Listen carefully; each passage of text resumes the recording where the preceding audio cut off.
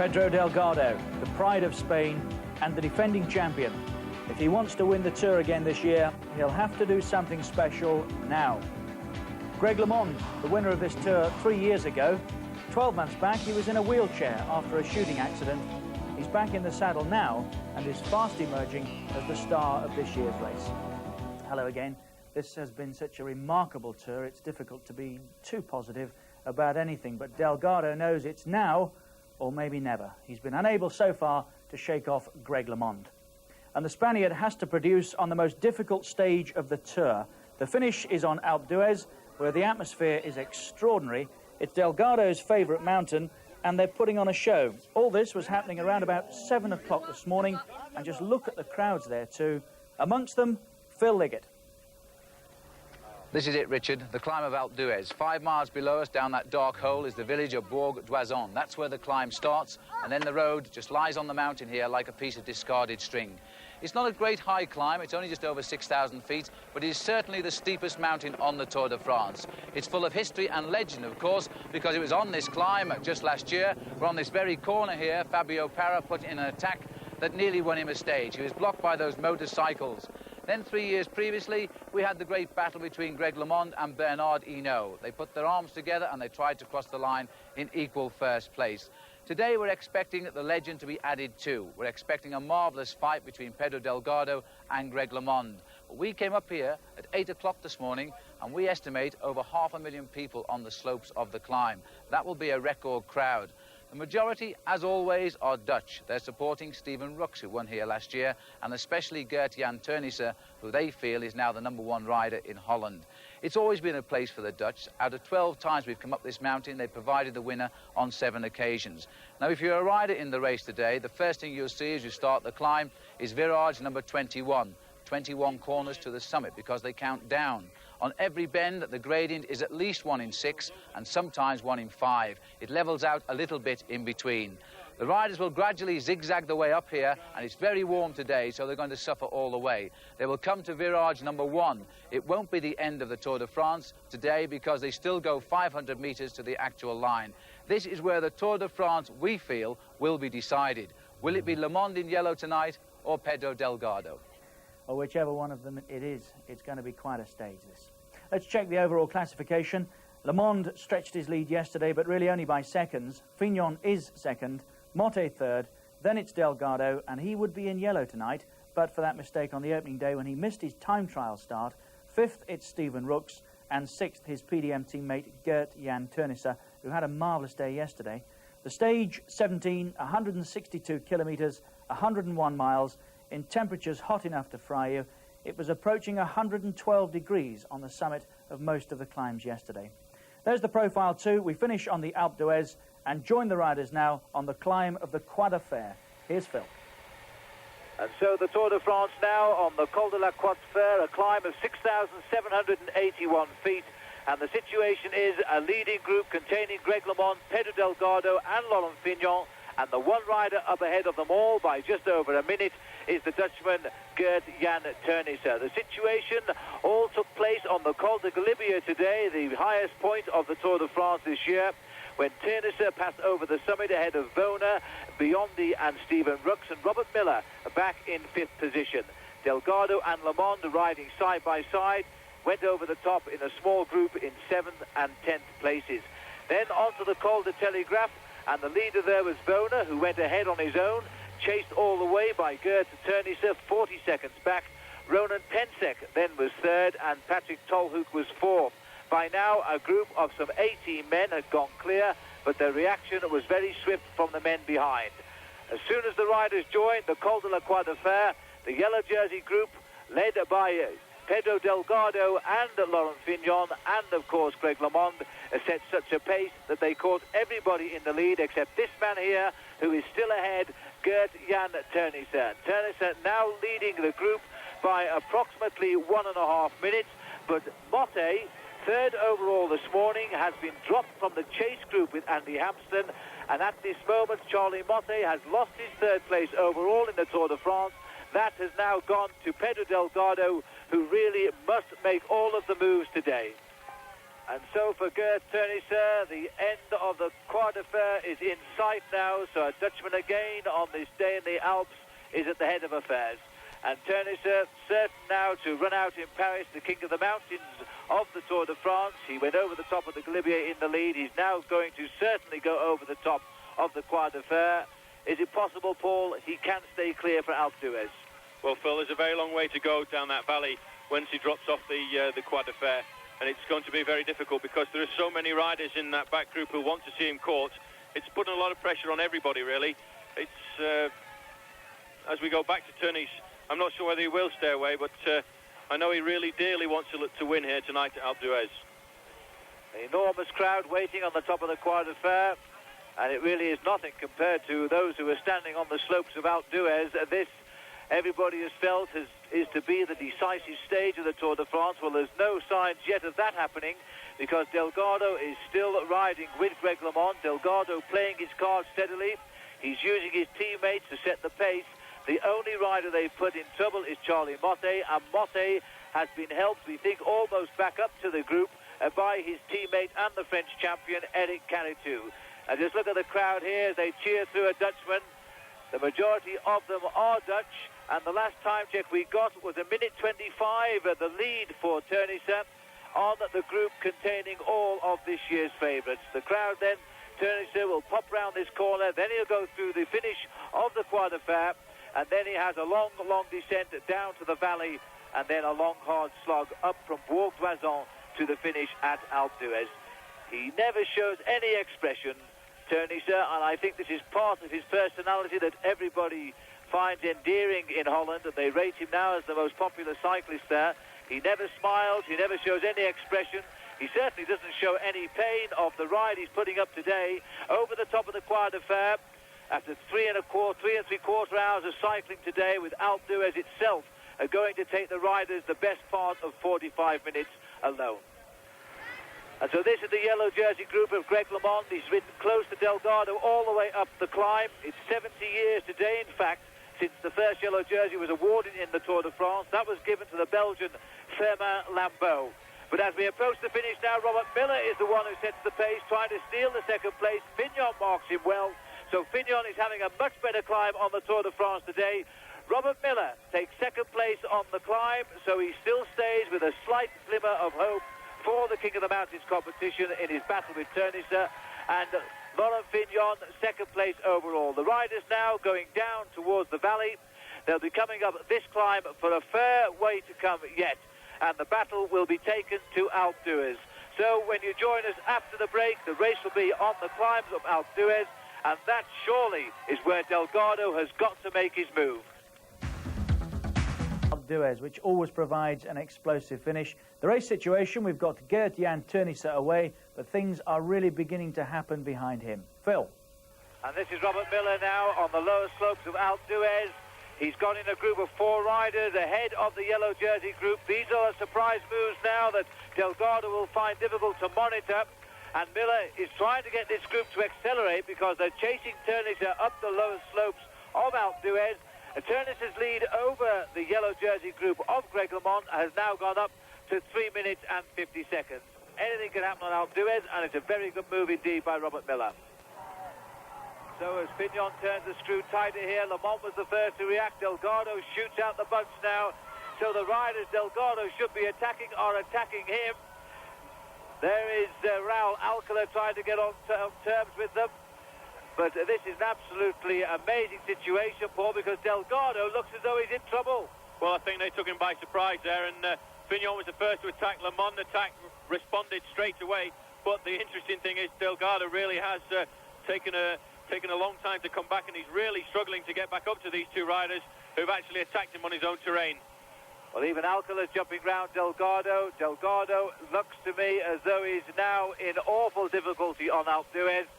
And Greg LeMond, as we go up the climb here, now beginning to look like the true owner of the yellow jersey of the Tour de France. The American has gone from strength to strength as this tour has gone on through the mountain. Here comes Stephen Rooks coming back up towards the breakaways, and I think that might be Lajaretta, who's in his slipstream there. But we'll go back up here to the dicing on the slopes of Alpe d'Huez. Greg LeMond and Laurent Fignon. And Fignon surely is the surprise now. Greg LeMond puts on the pressure now, so LeMond starts, Fignon slow to react. Delgado again and not evident. As the spectators get a little bit in the way, though, and further back down the mountain here, this is Sean Kelly trying to get back up to that group, and Pascal Simon is with him. Now we've got Rondon, the Reynolds teammate of Delgado, trying to get the pace lifted again, so that Fignon perhaps doesn't try and accelerate and put him in trouble, put Delgado in trouble. Here's Sean Kelly, he's come back, and the pace eased slightly. Sean Kelly has ridden back up to the group. As Rondon starts lifting the pace again, he slipped a gear there, but he'll get back into his rhythm. LeMond in second place, Raul Alcala is third. Delgado isn't riding now like the rider who's going to take 3 or 4 minutes out of Greg LeMond today. Charlie Motte has dropped behind, by the way, and out of his third place overall. So Delgado is up to third at the moment, but that time gap was taken on this rider here, Gert Turnisse, who is riding his own steady rhythm, and between Turnisse and the yellow jersey group is Robert Miller and Gianni Bugno, the Italian, who are trying to get up to them. Miller, as far as we know, has dropped Bugno by approximately half a minute, and the pursuit now is Miller chasing Turnisse here. And here is Robert Miller. First chance to see him since he split up the attacking group 2 kilometres after the start of the climb of Alpe d'Huez. Robert Miller treating us now to another demonstration in climbing, like when he won the stage at Super Bagnaia. Bugno, this is 171, swept up by the group. Bugno, the rider who was left by Robert Miller. And now it looks as though these men just have Miller in front of them. And then ahead of Miller, the leader on the road since the Galibier today, Turnisse. I wouldn't have thought, Paul, that they'll welcome too much of that cold water down the neck. But not really. The crowd sometimes think it's doing it a big help. But what it does is, in fact, it impregnates the jersey. The Turnisse there just made us a sign with his hand to stop the spectator doing it. It gets the clothes very wet. In fact, at the end of the day, if you were to weigh your clothes, sometimes your clothes can weigh something like 2 pounds more. That's extra weight that you've got to carry up this mountain. Well, I can't see how much longer Rondon can set the pace up here. Delgado will have to make the decision to attack. LeMond will not attack at all. He'll follow these wheels as long as possible. He will expect an attack from Delgado. He must have sensed by now, though, that Delgado is not riding like his old self. It's the closest fought tour in the history of the event. And Turnisse is going to make it even closer because he's pulling back time on his overall classification. He's some 3.5 minutes ahead at the moment. He's going to close right down from his 7-minute deficit at the start this morning, so he must be then considered to be another contender now, with 1 day still to come in the Alps tomorrow. Riding his own quiet race at the front. Never panicking, never seeming to feel the effort. Turnisse is heading up towards Alpe d'Huez. His lead coming down all of the time, but there's still a chance that he will hold off this group here. I think that's Robert Miller just ahead, and the group are picking him up at the 4-kilometre banner here. So Miller has been swept up too, and there's Fignon having a go with 4 to go. And Delgado has not reacted. Laurent Fignon lost a few seconds yesterday. He's going to take them back and more, because Laurent Fignon has got Delgado. Who's worried about Delgado now? Because LeMond must react. LeMond could lose the yellow jersey here if Laurent Fignon gets the time in these last 4 kilometres. Fignon just 53 seconds behind Greg LeMond. LeMond can't wait much longer. This might even help Delgado, because if LeMond doesn't react, Delgado won't react. LeMond loses the yellow jersey, and who gains then? Delgado's reacted straight away there. Look at Greg. Greg is cracked up. He can't get the wheel. He can't follow Delgado. Delgado's gone away. Fignon's up the road in front, and Greg is really suffering to get that rhythm going. Now's the time when Greg's got to really deep into his reserves and try and get all the courage he's got. He's got to die 10 times and come back again. Greg LeMond seemed to be riding to the top of Alpe d'Huez in control of the situation. Now he finds the only man to help him won't. It's Rondon, the man who's kept the pace so high. He's allowed a springboard for Fignon. Now Delgado looks over his shoulder and sees at last Greg LeMond is not with him. The crowd now, who waited at the top of the mountain for a week, many of them to see the action, now are getting what they came for. The big battle in the Tour de France, and the surprise of the day, Laurent Fignon, where has he found the strength from?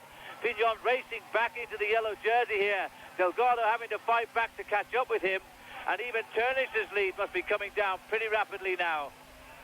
Well, there we go. There's Fignon just in the front there, and Delgado is really suffering to try and come back to Fignon. Delgado, you can see, using all his body, all the upper part of his body, trying to get those gears round, and Fignon has really flown.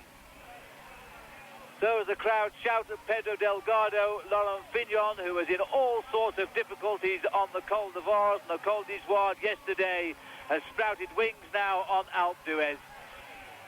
Fignon climbing very, very steadily. It's funny, but before we came to our commentary position today, Roger Panchon, who commentates here for the Swiss television and won the Tour de France 10 years ago, said to me, Fignon today will be the surprise. I don't know how he knew it, but he certainly knew it, because Fignon has been just that. Fignon going clear, Delgado riding himself with his rhythm, slowly but surely back up to the side of Laurent Fignon. And there is Greg LeMond, the yellow jersey, now left to do it all by himself. It had to happen on Alpe d'Huez. We started off with a group. It looked like it was all going to be tame and calm to the top. Fignon has altered all that today. Well, 53 seconds is what Laurent Fignon requires to take the leader's yellow jersey, and LeMond is slowing down. It's still an awful long way to go, and it must seem a desperately long way to go now to the top of Alpe d'Huez today. For the American, he's going to try now to limit his losses so he can fight back, as Fignon is caught by Pedro Delgado with 2 kilometers to go. As we go down the slope now, Greg LeMond must be the best part, you know, of half a mile, a kilometer behind those two riders, and that could well represent by the top, Paul, he could lose 2.5 to 3 minutes here. Well, it's the way Greg's climbing at the moment. He really has blown. You can see his head sagging there, and looks as if we go back to the front here. Fignon is almost getting rid of Delgado again. Delgado must have really used all his nervous energy over the last few weeks through climbing back from 198th place, and I think the pressure was so much on him in these last Alps that he's just cracked under the pressure, and Fignon has ridden a very intelligent race. We think that Greg LeMond has lost now 1 minute to those two on the climb. Well, if that's true, then certainly the yellow jersey has been passed over to Laurent Fignon. There is confirmation, 52 seconds. The gap between LeMond and Fignon on the yellow jersey classification is 53 seconds. I'm not sure whether you can hear the cheers up here on the finishing line, but they come from the French. You've just heard that announcement as well. And LeMond certainly now is out of yellow tonight. But this race, Paul, is still looking like it will continue as a battle of seconds. It's just the yellow jersey will be on Laurent Fignon's shoulders. Well, it's changed from one to the other and back again. And as we come into the town here, it's not very far to go for Laurent Fignon. He must realise now he's got 52 seconds clear. He's really got to get everything now. He won't care about Delgado being behind him, because Delgado's 3 minutes behind him on the overall classification. He'll just kill himself to make sure he can get that yellow jersey back tonight. And Laurent Fignon is going to make all of the running here as we turn to the finish and remind ourselves that the hero of the day too, Turnister, who's led since the Col de Galibier today. So Holland keep their reputation on the slopes of Alpe d'Huez. Out of 13 possibilities, the Dutch riders have won it 8 times now. As Gert Turnister comes up towards the finish, he'll take the checkered flag. He was, I must say, a lot of people's favourites today. 5 hours and 10 minutes. The clock on the left will count soon, and that's going to be interesting. But Gert Turnister will ride the last few yards now to the line as the Dutch winner, and certainly now the king of the mountains as well in this year's Tour de France, just like his teammate Steven Rooks was when he won here a year ago. Now he's back down the mountain. Laurent Fignon will just keep these pedals going. With every pedal rev now, he's going to make safe the yellow jersey in the Tour de France tonight. As we go down to the kilometre, Greg LeMond still fights on, hoping to save just the odd second or two that might still keep his final hopes alive for the yellow jersey in Paris on Sunday. The organisers gambling on a time trial in Paris. It could have been a disaster. Now it's going to be the most exciting end in the history of the Tour de France. Here comes Laurent Fignon. 39 seconds has gone, but we want to know the gap between Fignon and Greg LeMond on the line. As Delgado hangs on to Laurent Fignon, will Fignon find the energy now? And it looks like he has to finish in second place on the climb. A complete revelation today as Delgado goes. Delgado will take second place, and Fignon then will try to see if he can make the yellow jersey tonight, and I don't think there's any doubt he'll do that. Delgado gets second, 1 minute and 8 seconds. Laurent Fignon gets an enormous cheer. They go into the crowd here, they're collected by helpers, buried in the spectators. 1 minute 8 seconds is the gap. Now, if it's 2 minutes and 1 second before Greg LeMond crosses the line, then he will have lost the yellow jersey, as Rondon is going to take a 4th place on the climb. Greg LeMond too is on the slopes now of Alpe d'Huez. Across the town itself before he'll turn left up to the finish. But if it goes over 2 minutes and 1 second, the yellow jersey changes his hands. It won't be much past that. Greg LeMond has recovered. He's found the big gears on his bike and he's going like a train. When we see the general classification here tonight, this is still going to be a race of seconds and not minutes. I don't believe it. Round the corner, slips the gear up. LeMond is out of the saddle. The jersey is gone, but it's gone by virtually nothing, you know. This has swung first one way from LeMond to Fignon, then Fignon to LeMond, then LeMond back to Fignon, and it will still be a handful of seconds as LeMond comes up to the line. Rondon is in. Greg LeMond will finish 4th in one of the most sensational stages of the Tour de France for years. Greg LeMond will still be within about 25 seconds of yellow. 2:27 for Greg. The jersey is gone, Greg, but not for long, because the time trial, surely it will come back then in Paris on Sunday.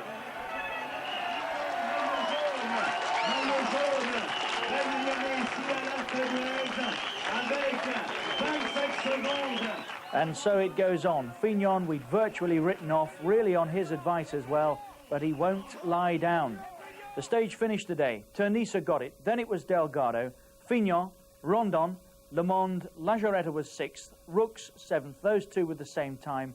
Robert Miller was 9th, 3:08 back, and Sean Kelly across about 8 minutes back. LeMond then has lost that yellow jersey by only about 26 seconds. Disappointing for him after such a gallant ride. I don't know.